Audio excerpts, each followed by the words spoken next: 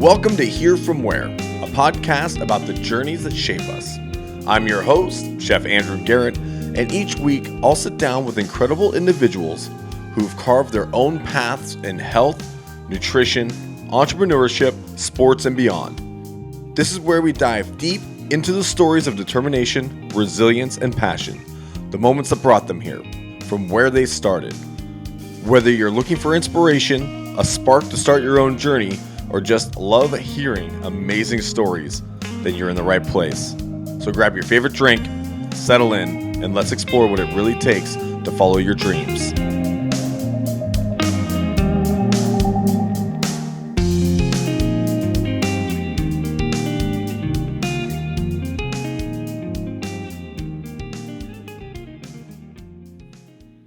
Hello and welcome to episode 8 of Hear From Where with Chef Andrew Garrett.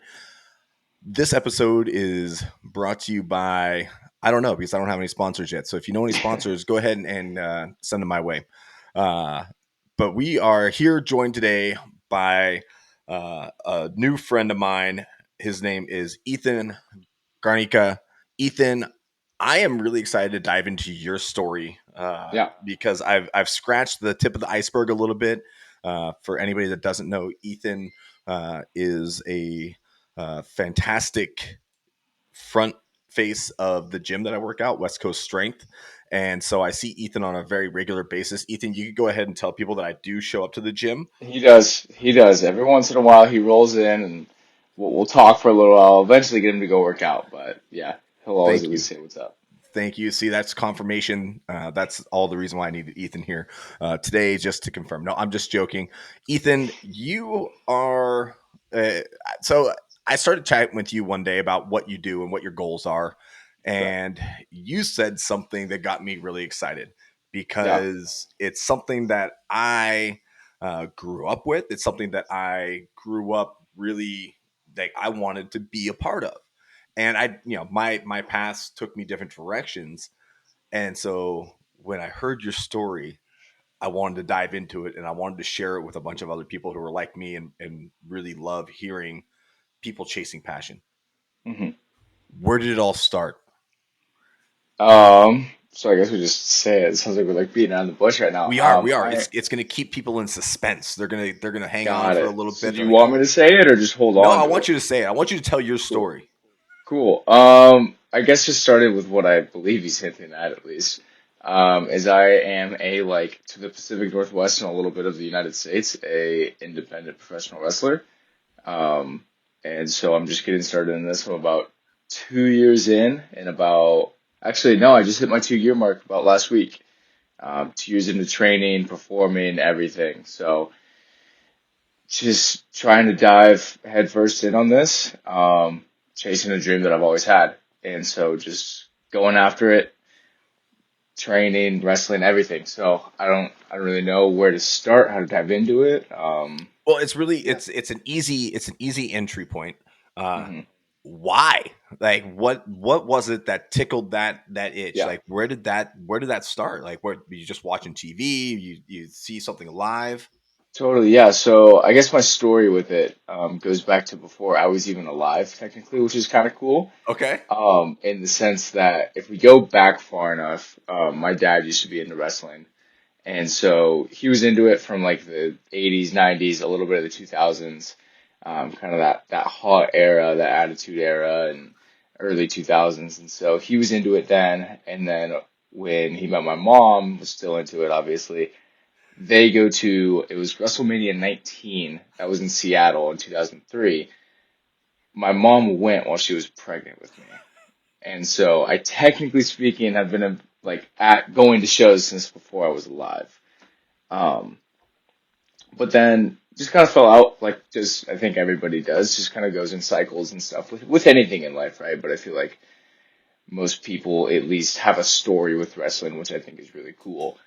Um, And then I was probably 9 or 10. I think I was 9 years old. Scrolling through TV one day, and I click on it, and I just see this big dude. A little embarrassing if you know anything about wrestling, but this guy named Ryback was just beating up like 10 people in a row, and beat him up. I thought it was the coolest thing ever, and I was instantly hooked. And then I just kept watching, never grew out of it, never wanted to pursue anything else. Just I immediately, it was one of those things. I was like, this is cool. And then as I dove into it more and more, week and after week after week, I kept falling in love with it and loving it more and more, and all the different aspects of it too.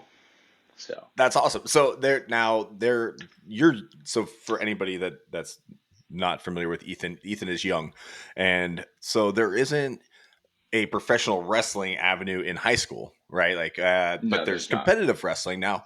Did you do any competitive wrestling sports in high school? What was your athletics like then? It gets even weirder. Awesome, let's go. No, I did not.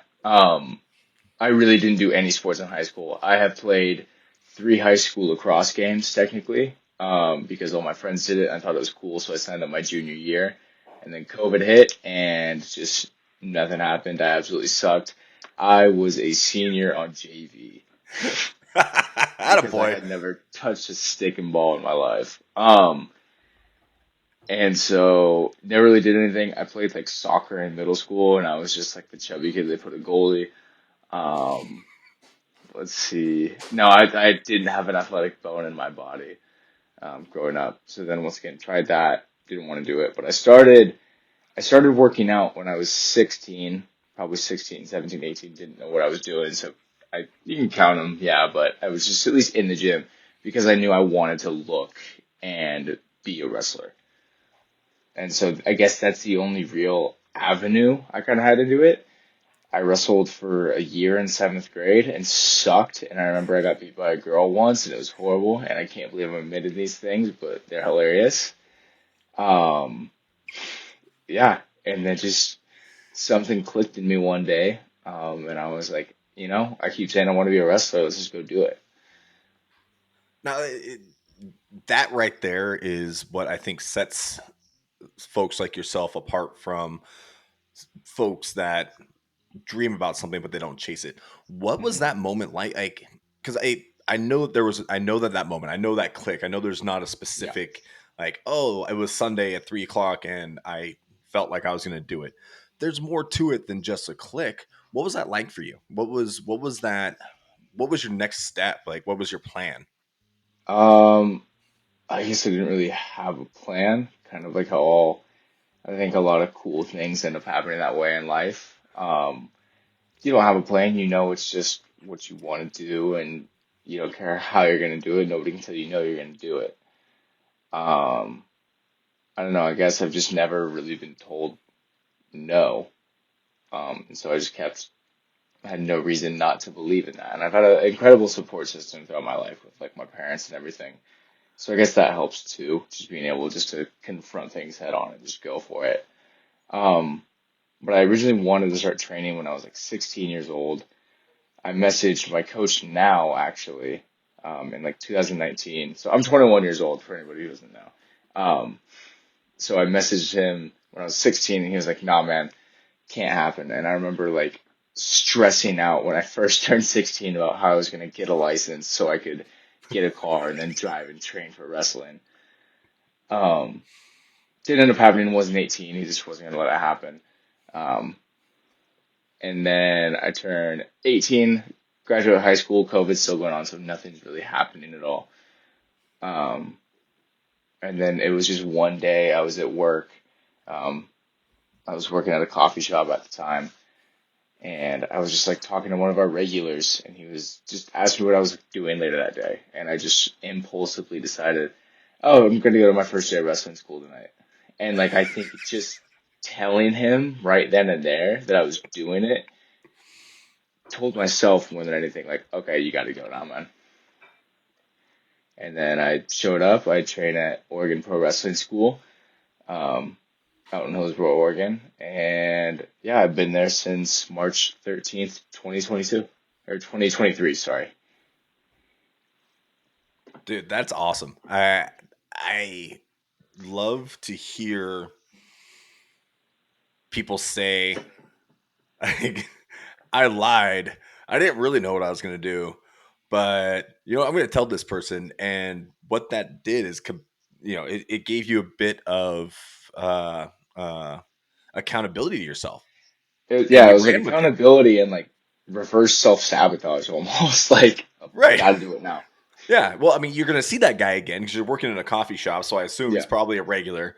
Oh yeah. And, there might be that awkward conversation where it's like, hey, how'd wrestling school go? And you're going to be, oh, I didn't go. And there's Yeah. nothing more embarrassing than having to admit that you didn't go. Yeah. Yeah, Dude, that's exactly. awesome. So just All holding right. myself accountable. So I got to know Hmm. what is your quintessential professional wrestling moment, like the big top, Hmm. right? Like, so I'll tell you what mine is. Okay. So I grew up in the same era. It sounds like your dad was probably similar. The Hmm.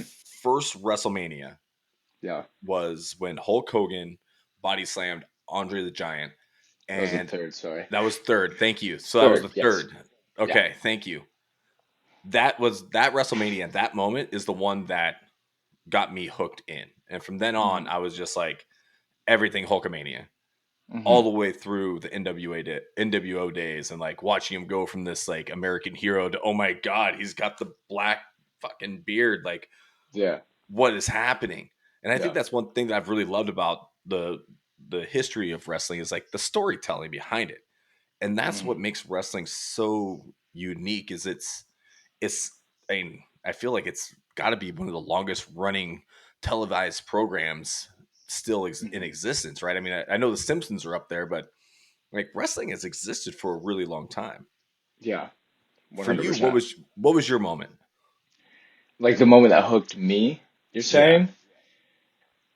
That's tough. I don't know if it boils down to like a specific moment in time where I was like, oh, like this is the turning point for me. I think it was just my earliest memory was once again, like I was saying, I watched this guy Ryback just beat people up, and guy's a very interesting character now, which is funny.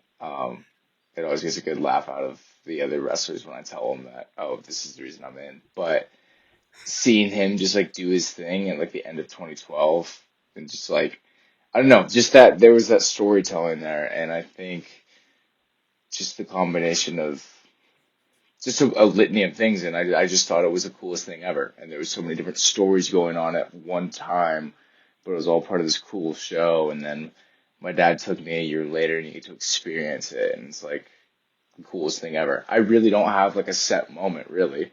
I think I just hooked and gradually like fell more and more in love with it. Yeah, well, it sounds like you have a hooked moment. It's when Ryback was kicking all those guys' asses. Yeah, I just don't want to admit that, man.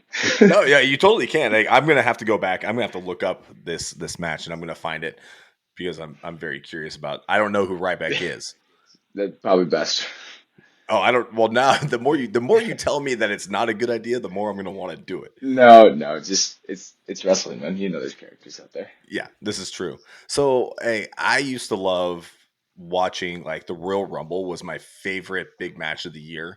Was Oh yeah. like I looked forward to the Royal Rumble every single year. And it Hmm. was just absolute mayhem because it starts with one guy in the ring and slowly like one more Hmm. comes, and then it finally ends with one person in the ring.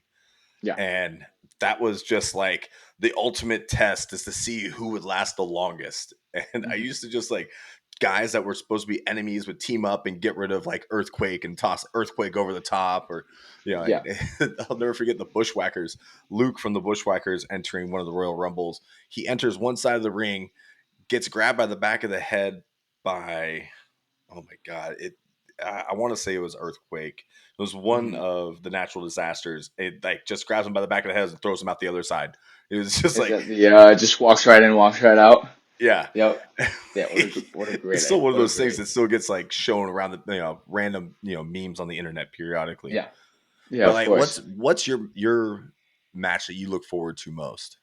Every year. Yeah. Rumble. I think quick, easy off the top of my head, it's got to be the Rumble. I love it. Like you said, you have no idea who's gonna come out. It's 30 surprises every single time, right? And it's just pure excitement. It starts like in WWE's terms, it starts like their road to WrestleMania too. So you get the hype and excitement around building these crazy dream match cards and stuff, and um, it's just a very cool time of year. So I think the Rumble, anything other than that, I enjoy. I don't know. I've always liked the showmanship of wrestling as well too, which is funny if you look at um, me as a wrestler, and I'm very not flashy necessarily. I more so just like to just come out and just talk a lot. Um, but I love I love going back and like rewatching entrances from like WrestleManias and like rewatching like that kind of stuff because that kind of stuff is what really intrigues me. It's like the almost theatrical parts of it, the parts where you can see them like yes, they're this character, but they also get to do they just get these cool entrances and some there's pyro and there's cool cars and it's like how could you nowhere else can you do that besides wrestling, right? You're not having Floyd Mayweather come out. I haven't seen any of his fights if I'm being honest, but you're not having him come out with a 5 minute Undertaker entrance with flames and lightning and everything everywhere before he fights some dude for 20 minutes, right? You're getting this it's the showmanship. It's what makes wrestling wrestling. Right. And on that topic of showmanship, to me, being involved on the back end, like being involved as a professional wrestler now, does Mhm. that create a deeper appreciation for the sport itself, or did it kind of like reveal like a magician's secrets, and you're kind of like, oh, Um, how can I phrase this? Both to an extent, if I'm being really honest. Because being involved in it, you're able to see some of the, I don't know, tricks. And it's no secret to how wrestling works nowadays. I'm not going to be the one to tell anyone, but there's no secret to certain doing things a certain way. Um, and so being on the end of that is both like, oh, that makes these things make a lot more sense. But also it's like, how did they come up with these things and actually do them? Um, So I believe there's another part of that question. Sorry. yeah, But it's like being involved in it is oh appreciation for it. 100%. 100% it has doubled if not tripled of anything. Like I'll watch somebody 30 seconds into a match take a certain move or something and it's things your perspective changes. So the way you watch it is different. The way you understand is different. The way you get the connection is different. Looking at it from a wrestling versus a fan perspective, for sure. right on. I love that. I would imagine it's exactly that way. Hmm. So take me back to that first day, walking into your first day of pro wrestling school. What was that Yeah. like for you? Um, gonna be honest, I don't terribly remember.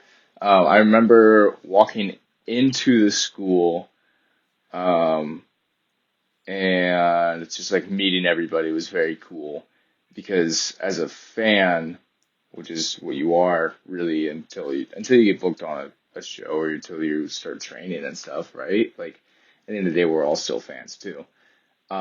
But as a fan and as somebody who's loved wrestling and now being able to do it, it's like you're kind of shunned upon it, or it's you get made fun of for it in any aspect, right? Even being one, it's like you know that someone's got a comment coming, someone's got something lined up of yeah, right, or just the little snarky remarks.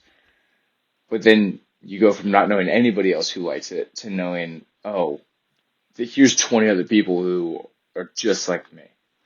So it's like, I don't know, there's an instant connection between you and everyone else just based off of the thing the crazy thing you're pursuing together. So what is your name in the ring? I go by Cole Rivera. Where did that come from? I did not want to go by my real name for any means really, and that's due to a number of reasons. Um, Are you I wanted didn't in a want couple to. states or Besides that, no, I just didn't really have a desire to. And so when we were looking into, and by we I mean myself looking into name stuff, I really could not come up with anything. And it was actually not given to me, but someone I trained with. he had come up with it because it's like two of our coaches' old names who I'm not going to say what the old names were. They're very funny. But it's two of my coaches' like old names that they don't go by anymore put together. And so it's also a nice little homage or like a respect thing for them too, which I think is pretty cool. Absolutely. So do most wrestlers walk in and they kind of have an idea of who they want to be in the ring? Hmm. Or is it kind of you start working and it slowly develops and it kind of you grow into who you want to be? Both, Okay. both for sure. Um, everyone, I think everybody has a plan of who they want to be and how they want to be portrayed. And you walk into your first day and you've got these five different theme songs picked up, and you've got this idea for a finisher, and you want to do all these cool things and everything like that. At least I know I was that way. And then you take your first bump in the ring, and you're like, oh, wait, there's going to be a lot more to it. Okay. But I think that's the hardest part for any, and I think a lot of people will tell you this is, yeah, there's a physical toll and everything like that, but just getting in the getting started process, it's getting comfortable being in there. It's getting comfortable and like owning each and every moment and kind of understanding that. It's something I'm still 100% figuring out. I don't have it figured out by any means, even close to who I am or who I'm going to be. Um, but it's you can come up with these cool, crazy ideas, and then you try on maybe it's a certain a certain piece of clothing. You try it on, and you're like, oh no, that's not gonna work at all. And I don't have anything specifically, but it's just gonna be what you are the most comfortable or the most natural doing. All right, that makes it makes complete sense to me. I think like the best characters or the best people you're gonna see in wrestling are just, from what I've heard, is just themselves amplified by 10. So that's kind of the extent I try and pursue and go after.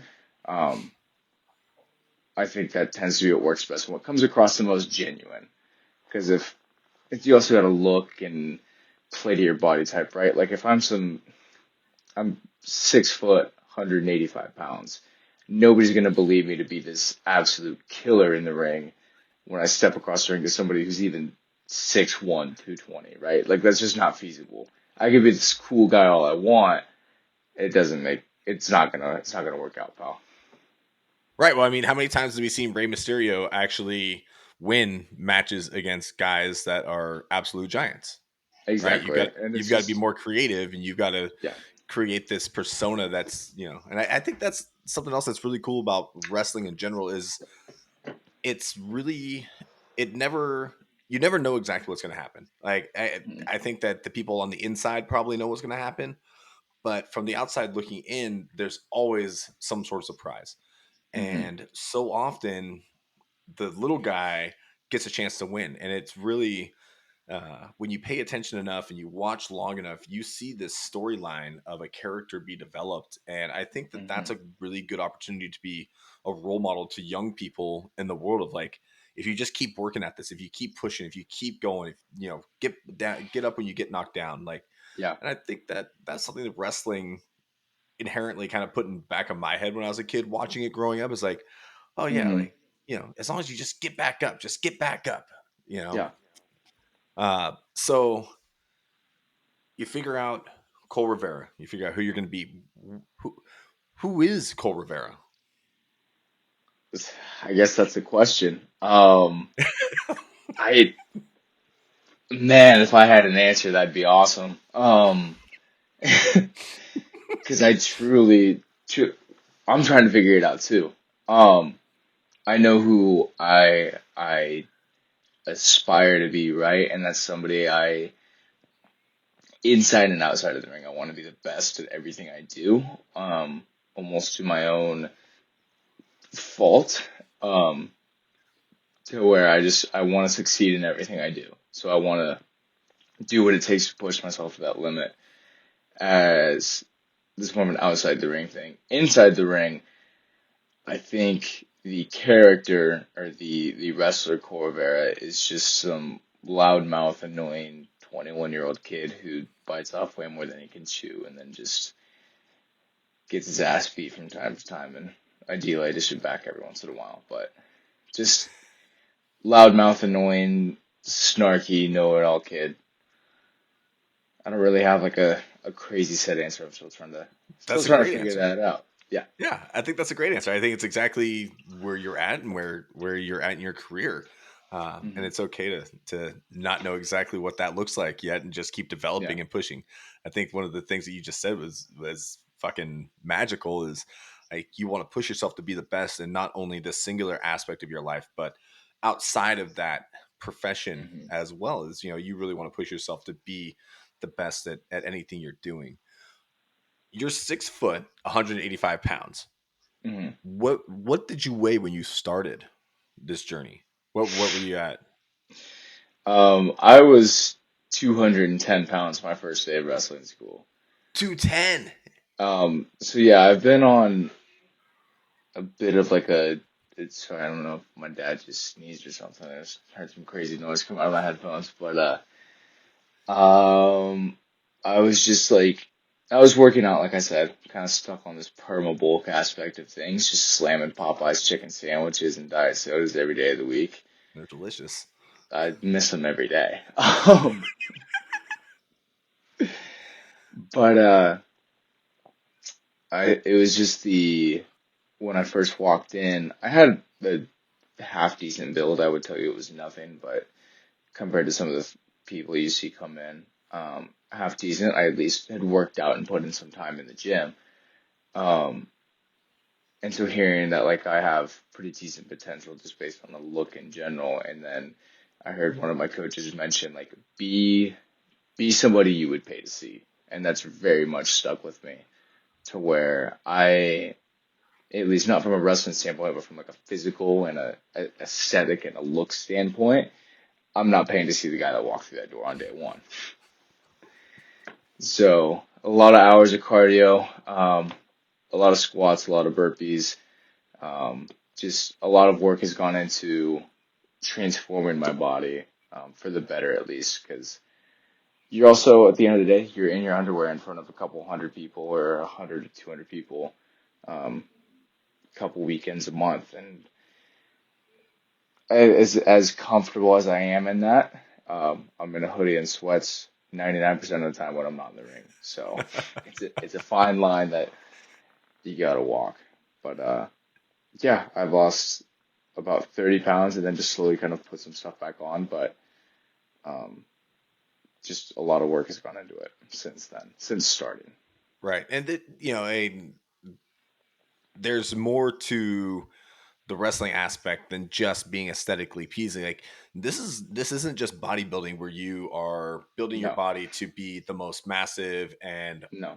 symmetrical and evenly distributed Hmm. muscle mass. Like you also have to be athletic because you aren't Yes. just like walking into this ring and then just walking around and like pumping shoulders or anything like that. Like No, you're you're, jumping, you're running, you're diving. yeah. So And it has to look just as good in the last 2 minutes as it does the first. yeah. So you've got, and I cannot imagine. I've never wrestled Mm. in like any high school. I've never done any like jujitsu or anything like that. So, but I can't imagine how much energy it takes to get in and go. Because I mean, I feel like these Hmm. matches are not just like this 3 minute, go in for 3 minutes and then up, down, down, down, up, down, Yeah, tap, done. It's a lot more, right? 100%. There's so much that goes into it, and it's another one of those things that makes wrestling. It's like the risk aspect of it as well too.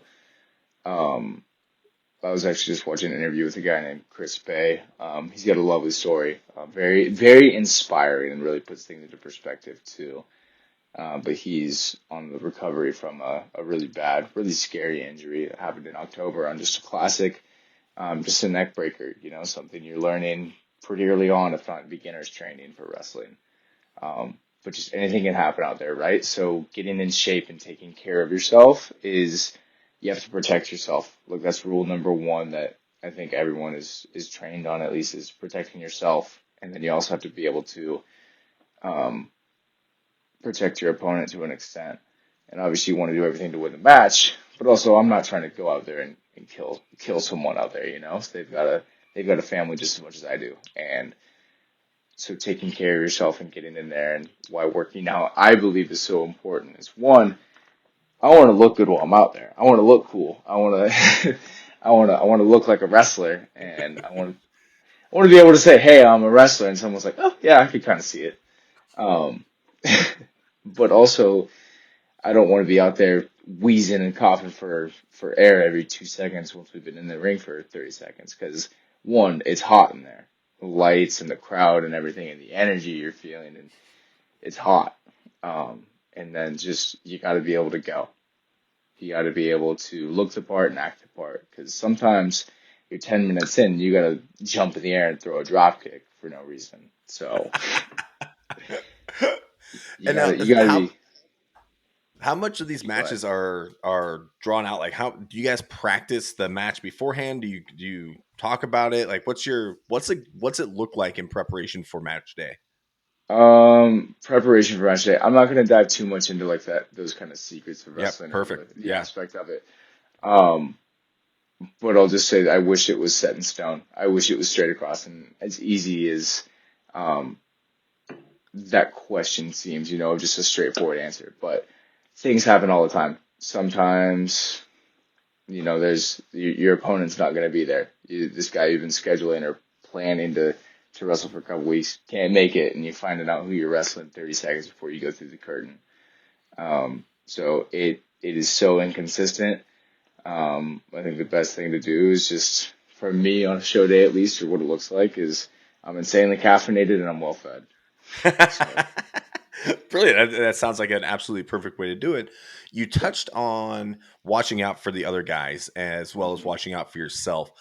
hmm Is there a lot of camaraderie that you guys like as an organization feel like you guys are, for me, like playing rugby, those are Yeah. my boys. Like those are my brothers. Yeah. Like, is that similar across for you guys?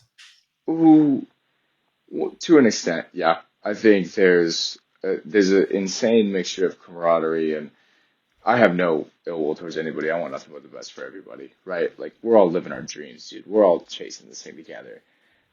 I wouldn't wish anything bad upon anyone else. Um, it's this insane camaraderie, but competitiveness of just if you don't want to be the best, like I think that shows more than anything. Like, but there's places for everybody, right? I'm not one of those guys that I don't want to be a weekend wrestler. This is how I want to be able to provide and make my money moving forward in life.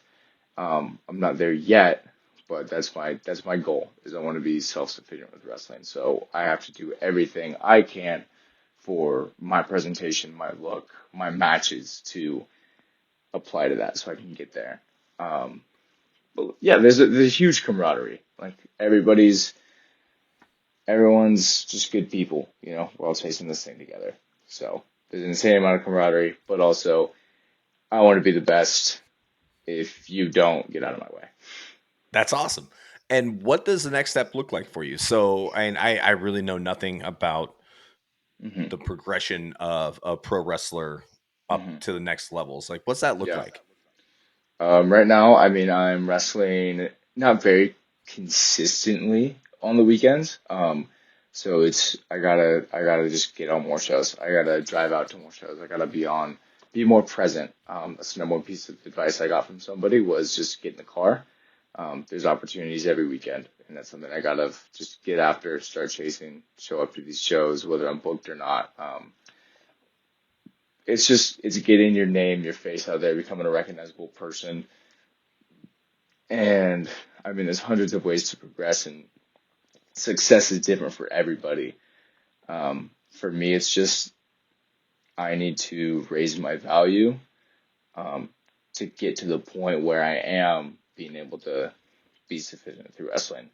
That might take months, years, decades, who knows? Um, Everyone's story and timeline is different. But it's just, at the end of the day, you got to be getting booked on shows if you want to do anything. Got to be selling merch, doing anything. So Doing the whole you got to deal. be So, there. Yeah. yeah. You got to be present. I love that. I Yep. think that that's something that people can take in their everyday life is just showing up to their job and not just showing up, but actually being present. I think Yeah. that's some powerful stuff. Like, Yeah. yeah, dude, that's awesome. So, what does like the next step look like? Like right now, you're Hmm. working in the Pacific Northwest. So, is the Yeah. next step like beyond the Pacific Northwest and jumping out to like national stages and national Hmm. what's the next step there? Yeah, I guess it's just being able to travel kind of anywhere and everywhere. Like, don't get me wrong, I'll take a I'll take a 45-minute drive up to Portland, um, because that's easy, that's nice. I love it up there. And then versus a 12-hour drive to somewhere 3 states away, right? It's just convenience, obviously, but I want to go everywhere. I don't want anything to limit me. If it's gonna take however many hours to drive somewhere, I'll do it. I don't mind being in a car. I just want to be. I want to say I've wrestled everywhere. So it's going everywhere. And the way that happens is so different for everybody, but it's just building. For me right now, it's building a name and building a value in the Northwest to where I'm desired elsewhere. Sweet. What's your favorite wrestling movie? Movie. Yeah. Oh boy. I know. I throw these Um, curveballs. I just bounce all around. Like you start talking, and I start thinking about what my yeah, next question is, and I'm like, oh, you know what? yeah. Oh, that's a great question. Define, I guess. I feel like I have something in mind, but I don't. Wait, like a movie with a wrestler in it, or like movie about wrestling? Let's go with movie about wrestling because that's the one that I'm thinking of, and I'm Yeah. gonna go ahead and just play that this is my podcast and I make the rules. Cool. That works for me. Um, I haven't seen a ton of them, to be completely honest. But I did. I think the Iron Claw is just an easy. You can plug that in, place it anywhere. It's a wonderfully done movie, and um, I really enjoyed watching it. And I was I teared up at the end. Gonna be honest, I did. It got me. It got Oh, me. it It was got me very too. Like, very well done. yeah, I remember the Texas tornado. Like he Yeah. was, I remember him and Ric Flair. Like I remember that match. And Hmm. I didn't realize the story. I didn't know much about the story going into it. I just Yeah. knew it was this wrestling family, and I was like, oh, okay, wrestling family. But I didn't realize who they were until you're like three-quarters of the way through the movie, and it, like light bulb goes off. I'm like, oh my god! And Yeah. then all of a sudden, I'm back in my childhood, and I'm like rooting for these guys, and then I see the tragedy, and like as Yeah. an adult now, I can understand that tragedy on a level that young me could never comprehend Hmm. you know. Um, oh, that's a great movie. Mine's No Holds Barred. Have you ever Mm. seen No Holds Barred? I Is that the one with Hogan in it? Hogan, I Zeus. I have not. No, I need Oh to. I need man, to get around to that. yeah, put it on your list. Like No Holds Got it. Barred is classic. I'm pretty sure it was the '90s, like early '90s wrestling Yeah. fanatics movie, and it's a Yeah. killer.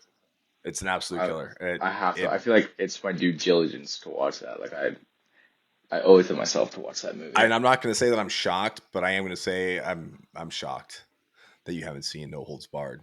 Enough. Zeus was a very interesting character that he was a movie guy. He wasn't an actual wrestler, but then he got moved into wrestling Oh through yeah. the Oh movies, yeah. I'm I aware. believe.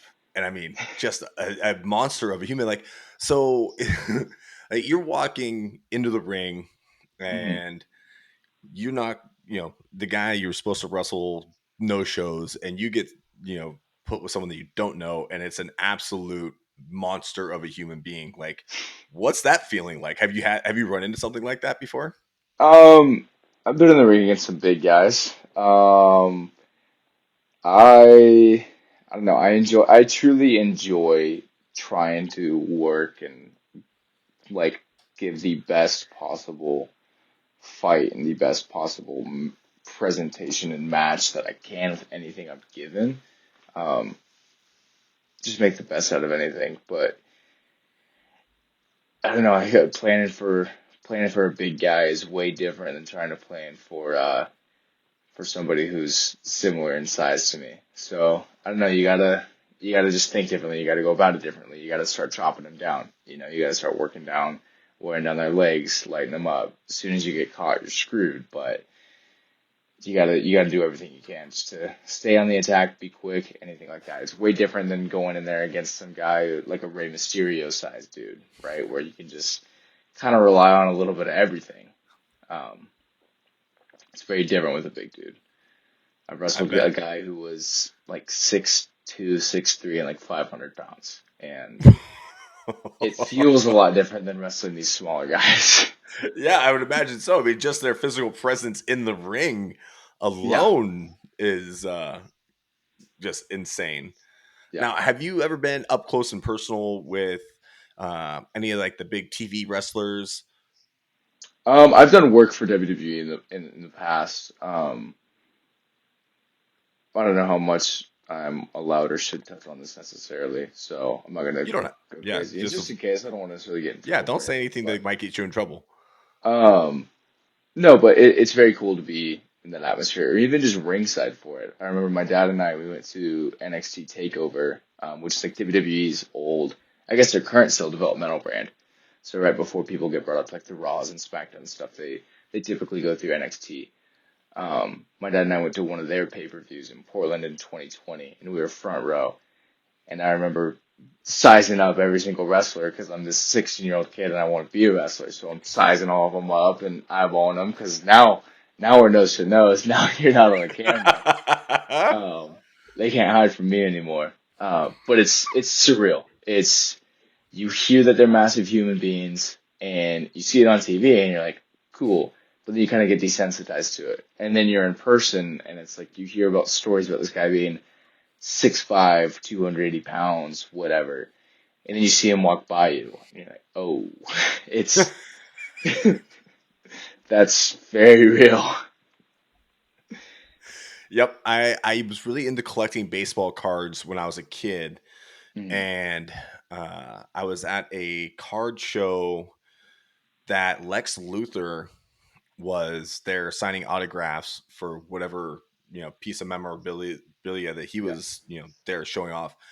And I remember just like looking at this guy, and I mean, I had to have been 11 or 12 years old, and just thinking to myself, this is the largest human being yeah, I've ever come across. And like that dude's physique was just like insanely chiseled, just totally yeah. jacked. And I'm like, oh my God. It was just the most amazing thing to me. And so it's good to Mm. hear that, you're out there sizing them up where I'm like kind of afraid of these guys. And you're just like, yeah, okay, I got you, Well, homie. Like, yeah, I mean, both. So to put this in kind of perspective too is, so both my parents are 5'5".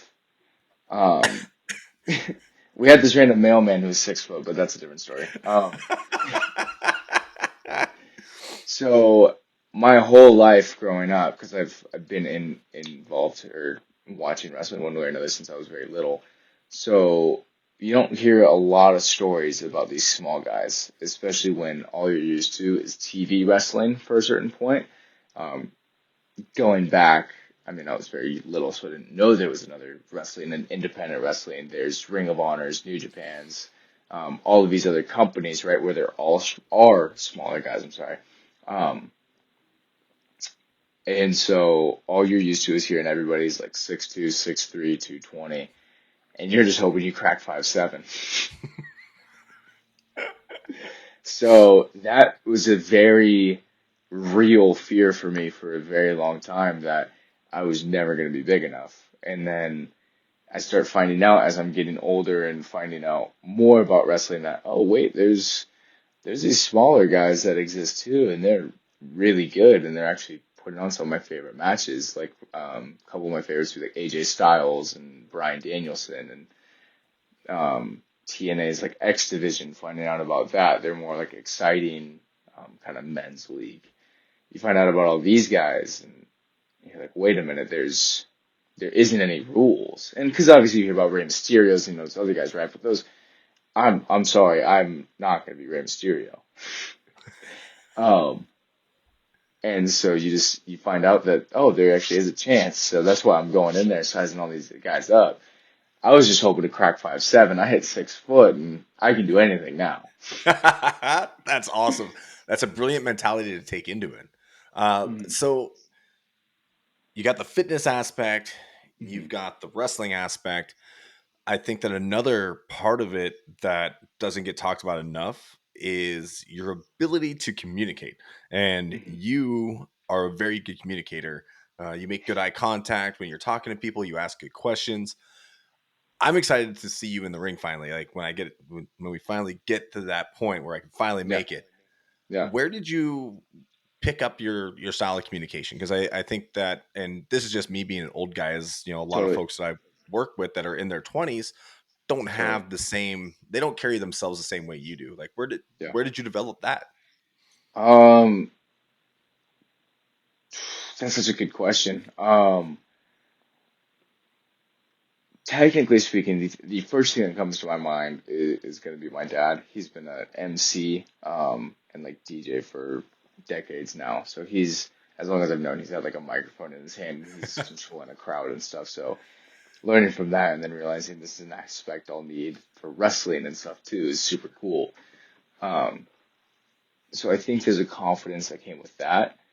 Um, just being able to talk almost feels genetic at this point, and I feel like I can have a conversation with anybody or talk a lot, and I don't know, I'm very comfortable with myself with talking and putting on conversation and everything like that. Um, I really I think that's got to be it. Like I don't have anything else. I never took any like speech classes. I've never had a fear of public speaking, thank goodness. Sorry to all those that do, but Um, no, if anything, I want to be in front of as many people as possible. Um, it's so crazy to think that like I'm almost more comfortable being in front of 300 people in my trunk, my boots and trunks, wrestling my friends than I am having like this one-on-one conversation, you know? Um, I don't know. I feel like I've been a huge extrovert. I've always just been able to throw myself out there, and I've always been comfortable doing that. I've always wanted to make friends and meet new people and just be out more. That's awesome. And how do you go about honing that skill? Because even though you want to do it, there's Hmm. still an aspect to it. You know, and for me, this podcast has really helped me Yeah, to be more inquisitive and ask more questions and communicate in person as well as here. yeah. And some of that is just practice. Do you spend time practicing it all, or do you just like when you're at your training? That's part of is that part of wrestling I training? Is mean, like I'm not one to stray away from a good old fashioned just talking to myself in the car, a good old car promo, if you will. But it's not really something we work on a whole lot as for like a training aspect. We do once in a while. We do go over things and points and ways to say certain things and whatever. Your basics of at least hey, you got to at least tell them when and where you're wrestling. But from just like a talking standpoint, I don't know. I realized this more and more as I've gotten older. I've always loved listening to people talk and like listening to podcasts for that reason. Just because I like being a part and listening to conversations, I think more than I almost enjoy being in them. And hearing other people's stories and hearing the way people discuss. And I think I've listened to enough people talk and just a lot of people conducting themselves that I'll hear something and I'll be like, oh, I like the way this person does this thing, or I like the way this person like will like show they're listening this way, or just anything like that, any little mannerisms they may have, and it's kind of just kind of writing it down and thinking, oh, if I notice this, somebody else will, so maybe I want to talk a little bit more like them to carry myself this way because I view them a certain way or something like that. But just like listening and seeing what works and just like almost like working on it without working on it. yeah, that's brilliant. I love that. That's awesome. What is your what's your walkout music? Like what's your song? Right now it is Rage Against the Machine, Calm Like a Bomb. Um, I just love I don't know. I think it's loud. It's kind of got that whiny kind of guitar underneath it. It's screamy kind of in your face without being this like metal default sound that I think a lot of wrestlers come out to. But I don't know. It's loud. It's obnoxious. It's me. I love it. That's awesome. Now, is that the kind of music that you typically listen to, or are you kind of all over the place? Like, do you have a Oh, specific genre?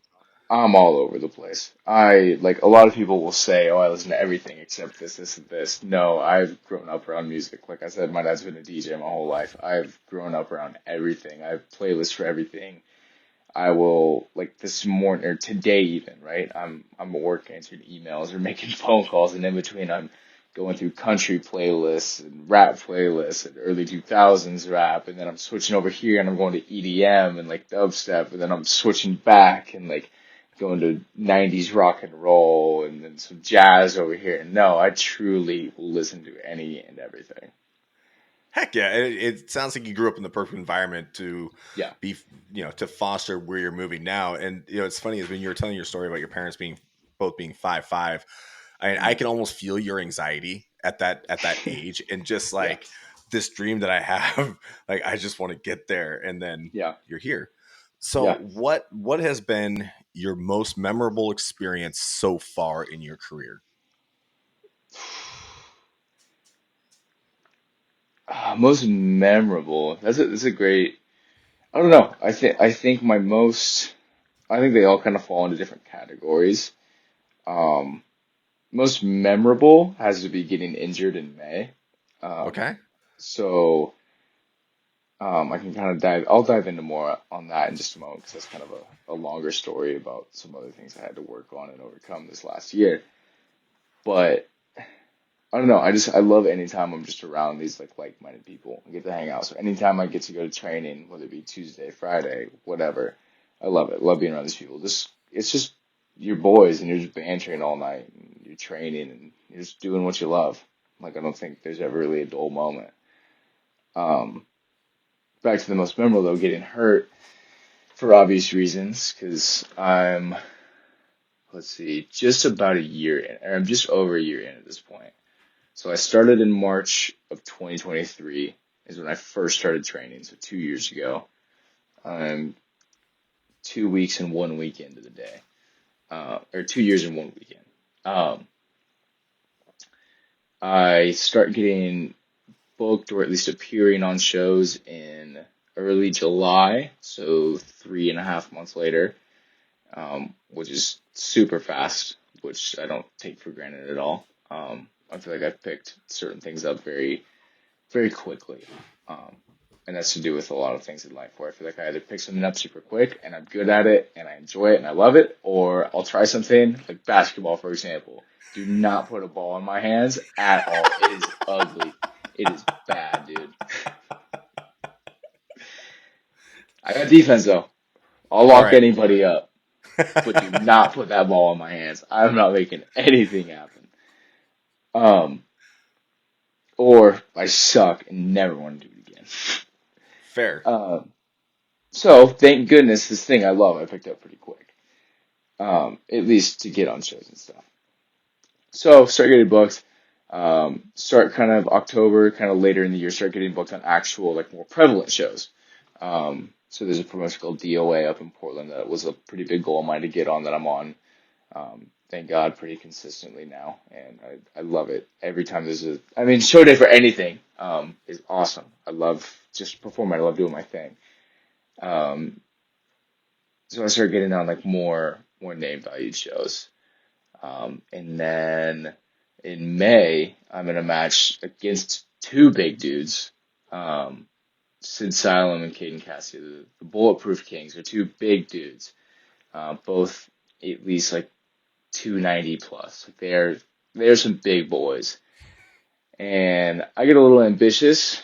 I'm beating Sid's ass, and I throw a stomp and I land wrong, and my knee just completely hyperextends backwards.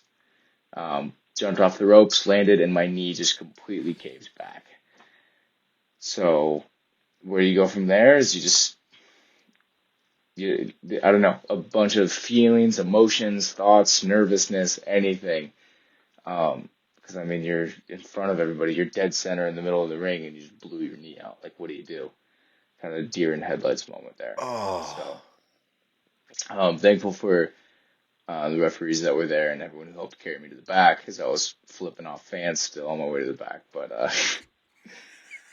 that's probably got to be the most memorable. So then going through, because that took me out for around about 6 months is how long I was out for with that. Dang. And so you were doing rehab the whole time and just like, a lot of people would just kind of say, well, that's it. That's not for me. But you're like, Oh, nope. that definitely crossed my mind a couple of times. Was no, you're not taking bumps every week. You're not getting thrown around every week. It's you start getting comfortable with being comfortable again, which I think is a very um it's very nice because it really made me put things into perspective of is this something I really want, right? I'm a year in, nobody knows who I am.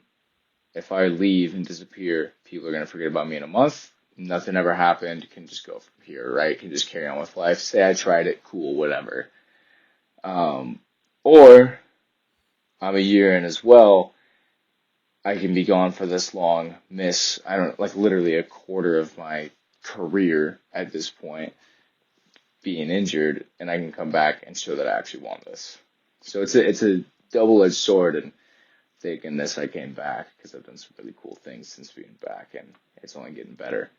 Um, but it makes you get your priorities straight, and that's something that I think over this last summer I definitely had to do a lot of like self growing up in that regard. Of all right, well I'm hurt, I got to do my rehab. All right, I still have to train like an athlete. I still got to eat and move my body and do these things, and it's not something I've 100% recovered from. My knee feels great. I'm cleared for everything. Everything's good there. But there's still that ounce of hesitation every once in a while, of course, as with anything. And so I think I'm very blessed that it happened rather than annoyed that I missed out on a couple of months. Wrestling will always be there. So I'm just glad I get to come back and be a part of the team again. That's awesome. I love to finish this on that story because Mhm. of how much depth and strength there is in it. Where can people find you? Where Yeah. can they go see you? Like what? How do we stalk you? How do we support you? We want to be like all over this. Totally. So I believe Instagram's just going to be Cole Rivera Pro. So if you look up just Cole Rivera, throw it on Instagram, Twitter, anything like that, YouTube even. We've got a couple of matches posted on YouTube there. So you can go watch those, check out some of my stuff. Um, and yeah, support me that way. Coming to shows, kind of all over the place. So my next one is going to be DOA Pro Wrestling. That's on Sunday, April 6th, up in Portland, Oregon, at the Morrison Market, Stage 722. We've got a really cool match there, taking on three insanely talented guys, in Thick Rick, Casey Ferreira, and Casey Riff. So just a bunch of high flyers just doing their thing for a couple minutes, just showing off some cool stuff there. So DOA Pro Wrestling, POW Pro Wrestling. I've done a couple matches up in Canada for NEW. I'm about to make my 365 debut, actually this next weekend on the 29th. So anybody in Canada can go see that. Um, yeah, done a couple cool things here and there. So just Cole Rivera on Instagram. You can see where I'm at, see what I'm doing, and support me that way. And then just make your way out to a show every once in a while. Come support. Come check it out. All right, I'm gonna cut all these into the show notes so that folks can find Cool. you. Cool. Ethan, thank you so much for sitting down with me tonight and Of course. sharing your story, man. I'm excited to get this out there to people. I Yeah. appreciate you, Thank you. and I'll see you at the gym this week. Yeah. Sounds like a plan, man. All right, Awesome. brother. Thank you so much, Andrew. Thanks, Ethan. Yeah. Have a great night.